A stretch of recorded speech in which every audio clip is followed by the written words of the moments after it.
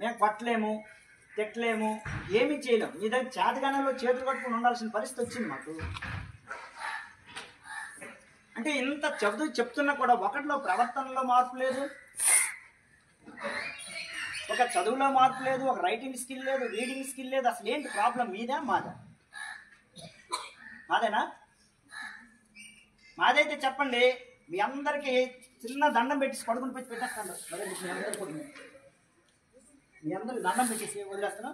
లేదంటే ఇలా నేను తీసుకుంటాను. మరి గుంజలు అయినా మీకు అందరికి కూడా మీ నేనే పనిష్మెంట్ వేసుకోండి.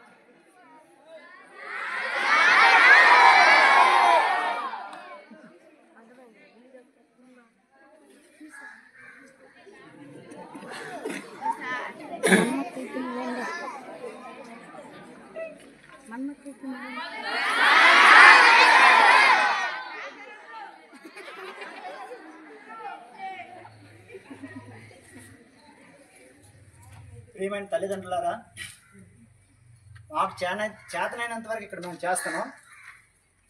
మీ పిల్లల్ని మీరు కనీసం కంట్రోల్ పెట్టకపోతే మీరు స్కూల్కి పంపించిన వృధా అవుతుంది.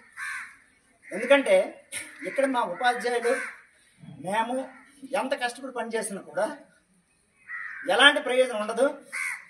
మీరు మీ పిల్లల్ని అదుపులో పెట్టుకోకపోతే మీరు పాఠశాలకు పంపించడం వృధా అవుతుంది. ఇది మైండ్లో పెట్టుకుని మీరందరూ కూడా మీ పిల్లల్ని చదువు కోసం పంపిస్తే శ్రద్ధగా ఇంటి దగ్గర చదివించండి.